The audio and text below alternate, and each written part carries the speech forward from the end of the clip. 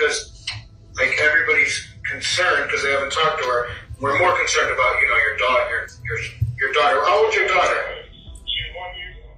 They came out. They said no car was in the driveway. No car was here. She's a mother of a 1-year-old. She always shows up at work. She always contacts us. We haven't heard from her. This is really, really bad. We have a bad feeling. The cold that Monday in early December 2019 wasn't just in the air.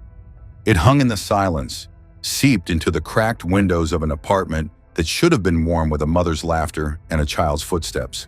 It had only been days since Christine Holloway celebrated Thanksgiving with her family, but now she wasn't picking up her phone. He saw them this morning prior to Christine Holloway going to work. I was concerned because it wasn't like her. She was always consistent, always on time or before time. And so I was just hoping nothing had happened to her. A woman like Christine didn't just disappear, not without telling someone. By 1 p.m., the request for a welfare check was made.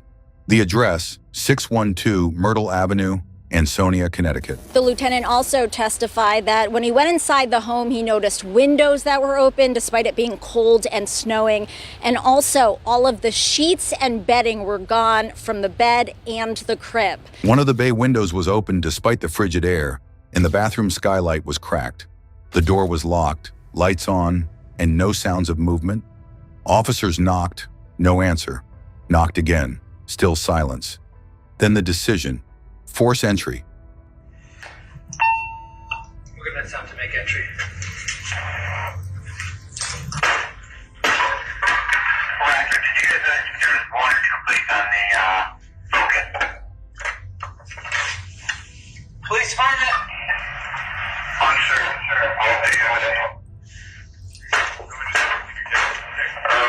The first step inside confirmed their unease. The apartment had the eerie calm of a place frozen in time. A single pink baby shoe, a half-eaten meal, children's toys neatly placed. But it was what they found in the bathroom that tore through the silence with a vengeance. Christine Holloway, 43, was found lifeless in the bathtub. When I walked into the bathroom, I noticed in the tub a pale, naked female body laying in there. Oh shit! Fuck! Fuck! Holy shit! Get the DV here. Holy fuck! Okay. Back out. No, clear the room. Clear the house. Bloodied, brutally beaten, and partially undressed, her body told a story of violence and cruelty. But even more terrifying, Vanessa was nowhere to be found. Today, the identity of the female victim found inside 6.5 Myrtle Avenue on Monday, December 2nd, 2019, was positively identified as Christine Marie Holloway, age 43, the mother of Vanessa Morales, our missing 1-year-old baby. Vanessa Morales is still missing, and we, along with the FBI, Derby Police, Connecticut State Police, are still following leads to locate Vanessa to return her home safely. What began as a wellness check now turned into a manhunt and a murder investigation. Where was the child?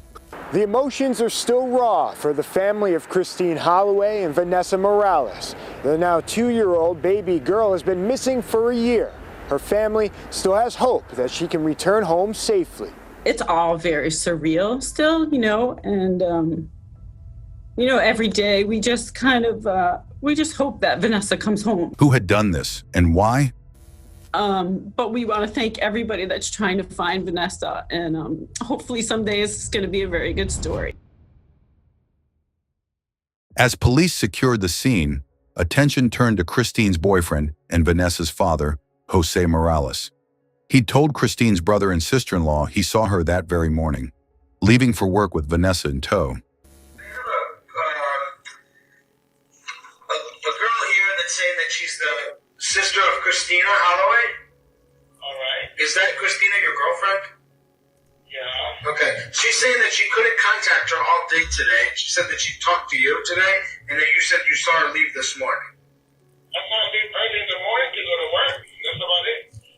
Who is she with when she left? 24, 23. But now when pressed by police, his story began to shift. He hadn't seen her that day, he corrected himself, only spoke to her by phone. Oh, that is, you guys both left her house together this morning? No, I talked to her. Okay, so you talked to her this morning? Yeah. At 7 o'clock when she was leaving for Leaving for work? Yes. Okay. When's the last time you saw her then? Friday. And he wasn't sure about the new car, despite having helped her pick it out a week earlier. Inconsistencies piled up quickly. Surveillance footage caught him outside Christine's apartment. Neighbors saw him leaving that same day, after Christine was already dead. DNA from the scene was tested. Jose's clothing was taken. A small bruise, knuckle abrasions, faint scratches, and a swollen cheek, all signs of a recent struggle. Yet he offered no answers about Vanessa, showed no urgency to help, and seemed more concerned about the police car's comfort than his daughter's safety. Then came the 911 call.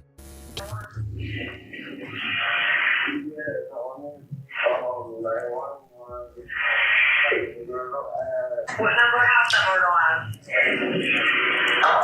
Where are you on Myrtle Ave? Where are you on Myrtle Ave? What number? Placed at 2 a.m. on Saturday, December 1st, from a phone registered to Jose Morales. The caller slurred something about Myrtle Avenue before a woman's voice interrupted. "Stop! Hang up! Who are you calling?" The line disconnected. No address was given. Officers drove by the area that night but found nothing unusual. They didn't know a murder had already taken place. Days later, a donation bin near a local church revealed a new horror. Bags filled with baby items soaked in blood, mixed with Christine's mail. Among the stuffed animals and toys, a second baby shoe, a match for the one found near the crib. For investigators, the puzzle was nearly complete, but one piece remained heartbreakingly missing. Vanessa. Jose Morales insisted he was innocent, that two strangers had broken in, murdered Christine, and kidnapped his daughter while he lay unconscious from PCP. He changed his story, then changed it again. But none of it added up. Not with surveillance footage, not with phone data, not with the trail of discarded baby clothes and beer cans left behind. Christine Holloway's murder would see justice, but Vanessa Morales, just 14 months old, had vanished into thin air, and the one person who might know where she is isn't talking. What does she drive? Mazda Protege 2002. 2002 Mazda Protege? What color is it? Gold. Gold? Yeah. Who has the Ford Fusion, do you know? Or the Ford Focus? No, I don't know. Does she have another car, a black car? No, not that I know. Nothing you know of. Christine Marie Holloway was 43 years old, a daughter, a sister, a friend, a teacher, and most importantly, a mother. Her greatest joy, however, came in late 2018 when she became a mother to Vanessa Morales. The arrival of her daughter brought fulfillment to a long-held dream. Vanessa quickly became Christine's whole world. Every photo, every moment, every conversation was colored by the love she had for her baby girl. Everything seemed fine, or at least uneventful.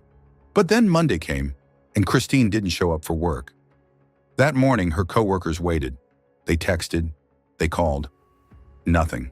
It was completely out of character. Christine never missed a day without a reason. Something was deeply wrong. Rosie Clark, the owner of the daycare and Christine's employer, called Christine's family to check in. No one had heard from her. That's when Rosie did what no one ever wants to do. She called the police and requested a welfare check. The address was 612 Myrtle Avenue. We're going to attempt to make entry. Roger, did you guys there's one or two police on the Focus? Police find it. Sure. All day, all day.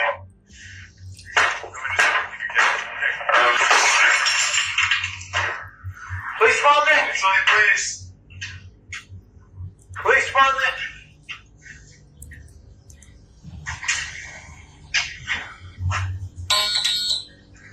Oh shit! What? Oh fuck, dude! What?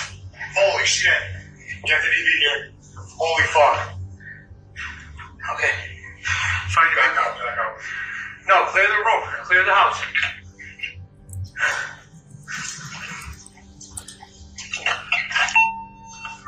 a detail, but I need you here. Today, the identity of the female victim found inside 6.5 Myrtle Avenue on Monday, December 2nd, 2019, was positively identified as Christine Marie Holloway, age 43, the mother of Vanessa Morales, our missing 1-year-old baby. Vanessa Morales is still missing, and we, along with the FBI, Derby Police, Connecticut State Police, are still following leads to locate Vanessa to return her home safely. Christine lived in a modest apartment above a detached garage. When officers arrived, they immediately noticed something off. Her new black Ford Focus was parked in the driveway, a car Jose had helped her buy just a week earlier. But the apartment's bay window was open, despite the freezing winter air. The skylight in the bathroom was cracked open too. Lights were on, but no one came to the door. They knocked, no answer. They knocked again, still nothing. With the apartment sealed from within and no movement detected, police made a decision. They forced their way in. What they found would forever change the trajectory of the case. The home looked peaceful at first glance. Toys were neatly stored. A baby shoe sat near the crib. A faint scent of candles lingered. But the tranquility ended the moment they reached the bathroom. Christine Holloway was found inside the bathtub. Her body was bloodied and bruised. She had been attacked with what investigators would later determine was a blunt object, possibly a hammer. Her injuries were extensive, and the scene told a story of violence and an attempted cover-up. But the most haunting detail? Vanessa, just 14 months old, was gone. No child, no sound, no trace. What had started as a welfare check spiraled into a full-blown homicide investigation and missing persons case. And as police tried to piece together Christine's final moments, one name kept resurfacing: Jose Morales, the last known person to be with them before they vanished from the world. Surveillance footage from neighbors painted an even more disturbing picture. Multiple witnesses reported seeing Jose at Christine's apartment over the weekend. One said he was there Saturday morning, placing a car seat into a vehicle with a little girl, likely Vanessa. Another saw him leaving the apartment Monday afternoon, after police had already tried to contact Christine. When police brought Jose in for questioning, his demeanor was off. He talked about how nice the police car was, how he didn't drink or do drugs, comments that seemed wildly out of place. When they asked about his daughter, he showed little concern. We're not that close. It's like, we have a baby, but it's not like she my girlfriend. I help her out a little bit. So, so we didn't know with the baby. So we learned to come over and stay over our house and holiday and things like that for some baby. So you do all that for Vanessa? Yeah, it's for it's not for Christine. It's not for Christine, it's for Vanessa. Yes, I agree. So your family likes it. And when they searched his body, they found abrasions on his knuckles, scratches on his arms, and a visible bruise on his chest. He was released for the time being, but detectives continued to dig. Where did that come from? I don't know. What about that? Where did that start from? Soon they uncovered a call made at 2 a.m. Saturday morning, December 1st. The 911 call came from Jose Morales' phone, connecting to a tower near Christine's apartment. The call lasted 1 minute and 14 seconds. A male voice slurred the words Myrtle Avenue. A woman's voice interrupted, "Stop! Hang up! Who are you calling?" Then the call ended. Police went to the area that night, but with no exact address, they found nothing. Days later, a shocking discovery was made at a donation bin outside St. Michael's Church. Inside several trash bags were baby toys, stuffed animals, clothing, and even Christine's mail, all soaked in a blood-like substance. Among the items was a diaper genie, a bloody towel, and Vanessa's second missing pink crock. The bins had been emptied by a charity employee who found the items so disturbing she immediately called police. DNA tests on the items confirmed Christine's blood. Some items had unclear DNA, but none had any trace of Vanessa. Despite mounting evidence, Jose Morales maintained his innocence. He now claimed that on Saturday night, 2 unknown men broke into the apartment, knocked him unconscious, murdered Christine, and kidnapped Vanessa. He claimed he had been high on PCP and had little memory of the night. But the physical evidence, the cleanup, the surveillance, the donation bin drop, told another story. This wasn't a break-in. This was personal. Christine's blood was found on items in Jose's car. His cell phone data placed him at the scene. And the final damning fact, he never reported Vanessa missing. The pieces of this horrific puzzle were falling into place. The only thing still missing was Vanessa. The trial of Jose Morales was as much about the facts as it was about the story he tried to tell.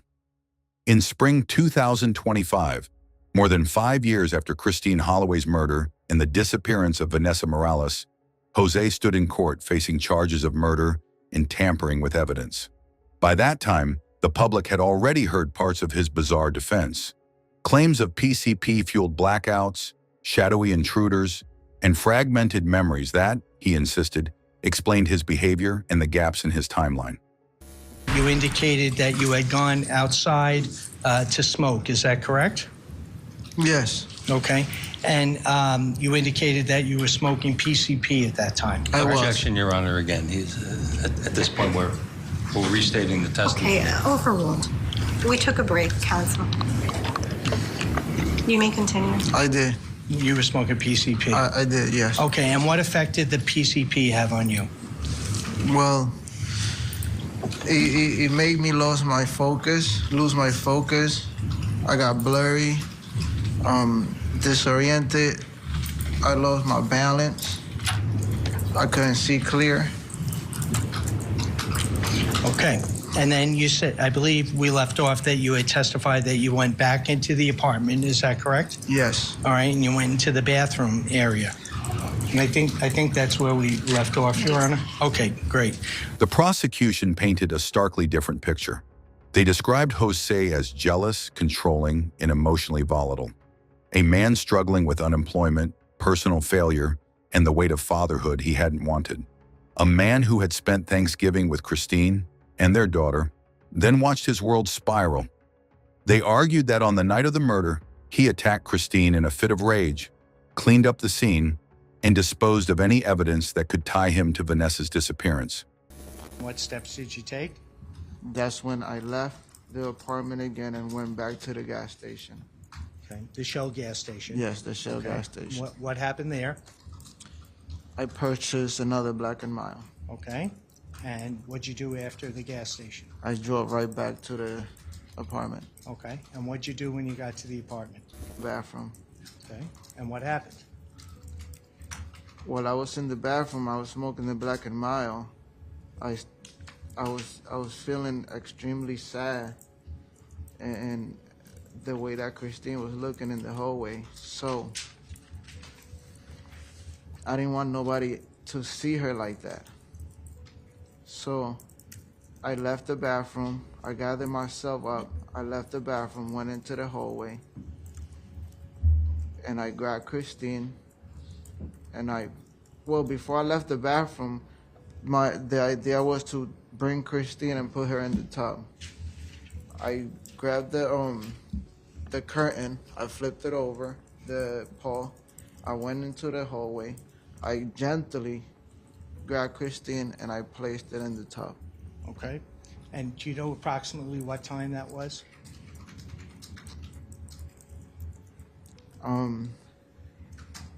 In between 9 and 1, before 1 o'clock.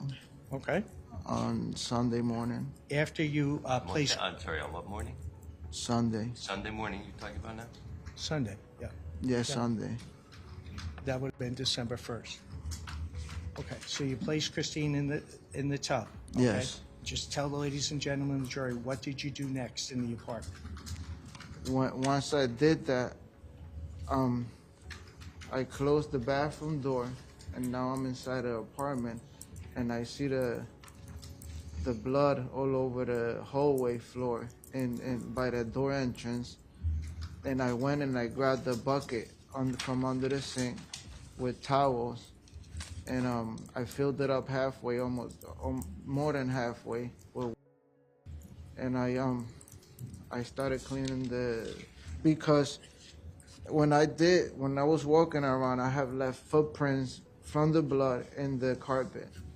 So I started just cleaning the blood that was on the tiles, and I cleaned it up with the bucket. And and I was dumping the water from the bucket into the garbage disposal. So as I was cleaning the floor, it was garbage. It was whatever was on all over the area, whatever I was scooping up from the floor, I was dumping it into the garbage disposal. Where was the garbage disposal located, sir? In the kitchen area next to the sink. Next to the sink, okay. So you admittedly cleaned up that area?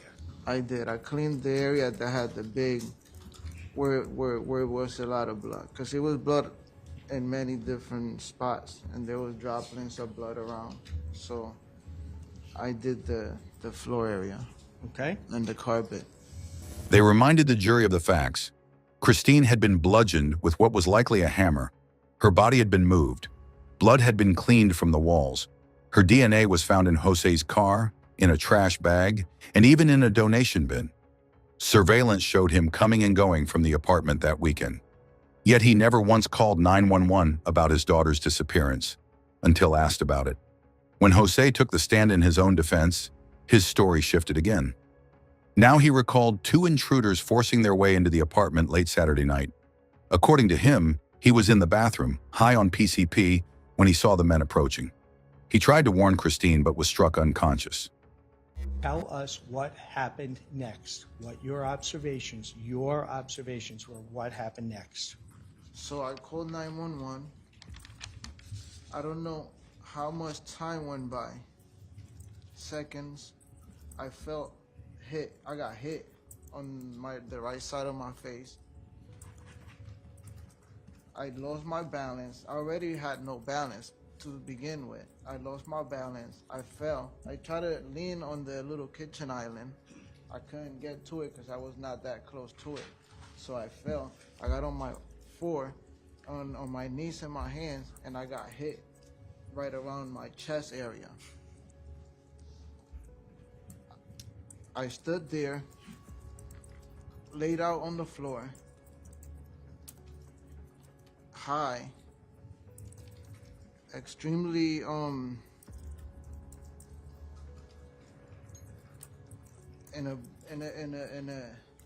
a daze from I had just finished smoking a blunt. So at the same time, I'm listening, but I'm on the floor and I can hear that there's a struggle going on in the bed area. There's a fight. I hear screams. At the same time, I hear that somebody leaves their apartment. I see that somehow Christine got away from whoever it is that she was fighting with and tried to run out the apartment to go after the guy that left the apartment with Vanessa. The guy that she was struggling with was chasing her. He awoke to the sound of her struggling and eventually to silence. Vanessa was gone. Christine was dead. He claimed he panicked, afraid the men would return and harm his daughter if he went to the police. The jury listened, but they also watched. They noted how, despite claiming severe intoxication, Jose was able to recall minute details, his movements, Christine's screams, even where he fell. He demonstrated these actions using a diagram of the apartment, placing himself carefully in each moment of chaos. Can you put the diagram? Yeah. What do you want to say? The one inside the apartment. You want to see the other one. The one that's over there, yeah, that one. Okay, I'm sorry. So this is Exhibit D? Yes. Yeah, okay.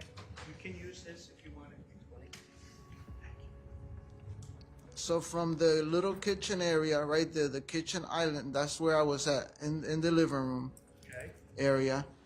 And I hear the struggle going on in the bed area. This is notated the bed over here. Yes. I'm on the floor. Over there by the kitchen island. And I hear that somebody leaves the apartment first while Christine is still struggling by the bed area. Okay. She gets away from the person that she's struggling with and run towards the outside. Towards the door area? Yeah, towards the door area. Okay. Where it says but where it says Yes, but she doesn't get that far. She gets to in between the carpet and the tiles, and Go slow. Hold on. There's a checkerboard. that's the tiles. Hold on. Just hold on. I know you're interested. All right, okay. In the front of the doorway, was that area tiled? Yes, Okay. Right up to the end of the closet and the bathroom? yes, yes, correct. And what about in the center area of the living room? Was that tiled? No, that's carpet. All right. Okay. Now we're oriented. Go ahead and continue what you saw. So I'm on the floor. Christine running towards the outside of the apartment. She either tripped or collapsed. The half of her body's on the towel, the other half of the body's on the carpet. Prosecutors tore into that narrative. They pointed to the 911 call, slurred, yes, but clearly placed from his phone, and confirmed to originate near Christine's apartment. Your Honor, we're going to play Exhibit 162 at this juncture with the court's permission. That's fine.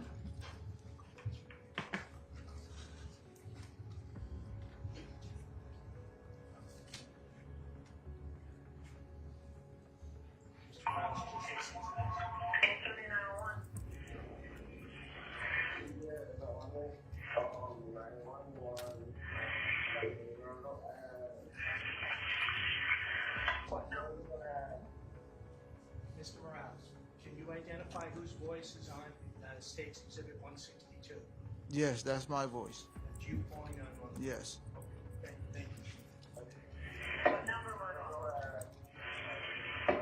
number house on Myrtle Ave? Where are you on Myrtle Ave? Where are you on Myrtle Ave? What number?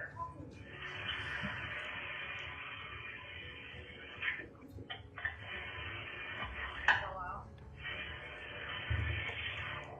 Hello?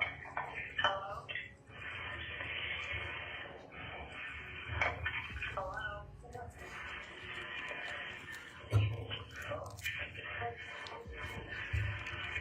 Hello?